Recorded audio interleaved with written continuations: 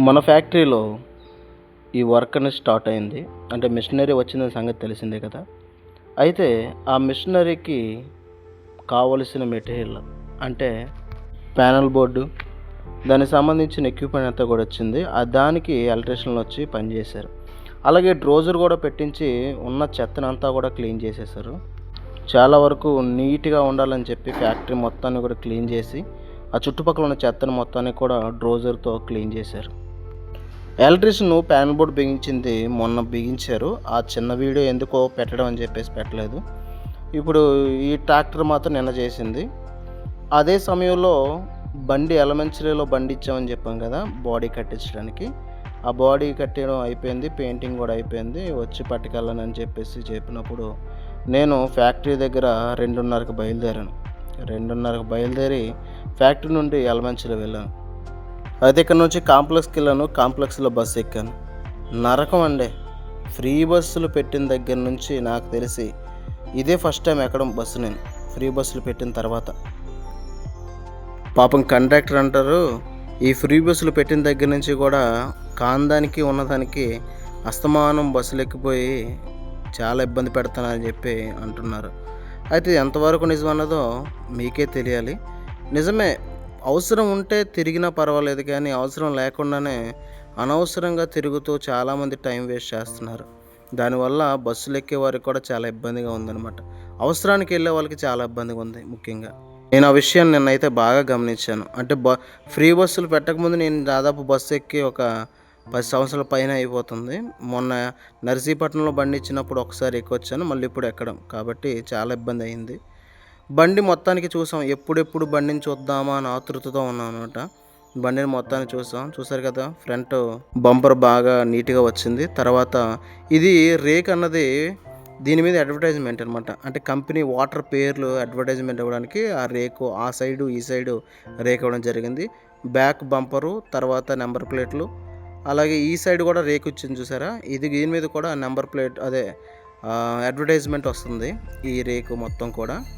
బండి అయితే చాలా నీట్గా చేసాడనమాట. ఎక్కడ అతిగా చేయలేదు, అలాగని తక్కువ క్వాలిటీతో కూడా చేయలేదు. మొత్తం అంతా జియోతోనే చేశారు. మొత్తాన్ని బండి తీసుకొని అన్నకి అక్కడ నన్ను అన్న రిసీవ్ చేసుకున్నాడు. అన్నకి బాయ్ చెప్పేసి నేనైతే మొత్తానికి బండి తీసుకుని బయలుదేరాను అనమాట. చాలా ట్రాఫిక్ ఉంది. 7 గంటలకు బయలుదేరాను నేను ఎలమంచిలిలో. చాలా ట్రాఫిక్ ఉంది. అదంతా దాటుకొని హైవే ఎక్కాను అనమాట. బండి అంతా చాలా నీట్గా చేశాడు. చాలా అంటే చాలా నీట్గా చేశాడు వర్క్ అయితే.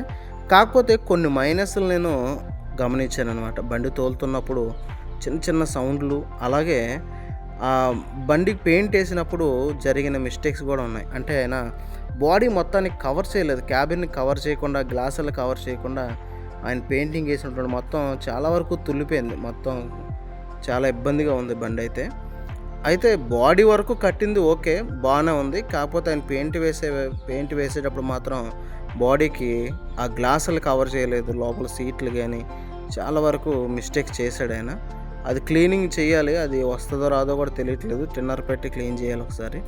మొత్తానికి రాత్రి అయితే బయలుదేరాను. 7 గంటలు బయలుదేరాను.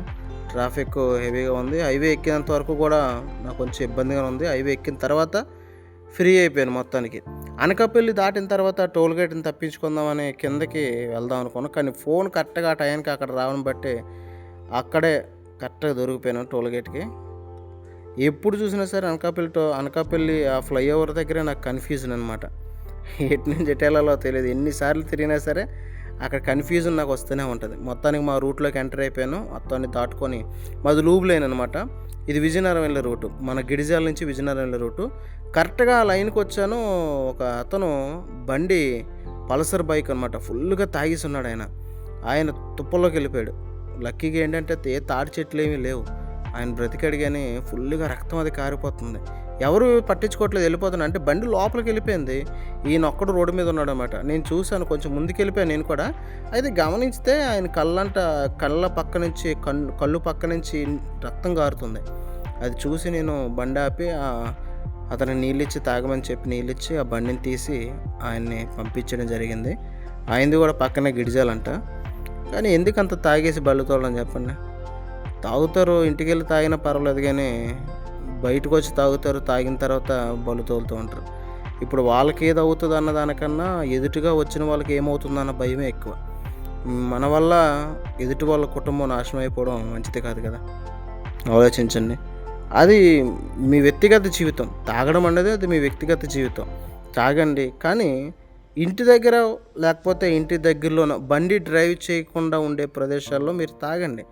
తాగేసి ఇంటికి సేఫ్‌గా వెళ్ళిపోండి. కానీ ఎక్కడో తాగి బళ్ళు మీద ఇంటికెళ్దామంటే అది మీ ప్రాణాలకి రిస్కే. అలాగే ఎదుటి వారికి కూడా చాలా ప్రమాదం. వాళ్ళని బట్టి వాళ్ళ కుటుంబాలు ఎదురు చూస్తూ ఉంటాయి. మీ కుటుంబాలు ఎదురు చూస్తూ ఉంటాయి. కాబట్టి కొంచెం ఆలోచించండి. మొత్తానికి మా రూట్‌లోకైతే ఎంటర్ అయిపోయిన తర్వాత మాదంతా లూప్ లేన్. చాలా వైలెంట్‌గా ఉంటదన్నమాట. ఎక్కడ ఏ లైట్లు ఉండవు. చూసారు కదా! కానీ బండిలో ఒకటి గమనించండి మీరు. రైటు, లెఫ్టు సిగ్నల్ దగ్గర మన కార్నర్ తిరిగేటప్పుడు మాత్రం లైట్లు ఎలుగుతూ ఉంటాయి. మీరు గమనించండి. లైట్లు ఎలుగుతూ ఉంటాయన్నమాట. సిగ్నల్ వేసినా లేదంటే టర్న్ చేస్తే చూడండి. టర్న్ చేస్తే లైట్లు ఎలుగుతూ ఉంటాయి. అదొకటి బాగా నచ్చింది ఫీచర్ బండిలో. రేపటి వీడియోలో మీకు ఆ పెయింటింగ్ వేసినప్పుడు జరిగిన మిస్టేక్ల కోసం మీకు చెప్తాను. ఆయన రేక్ కట్టినప్పుడు ఆ రేక్ కూడా గ్రైండింగ్ చేయలేదు కొంతవరకు. కొన్ని మిస్టేక్స్ ఉన్నాయి. ఆ మిస్టేక్స్ ఏంటో రేపటి వీడియోలో తెలియజేస్తాను.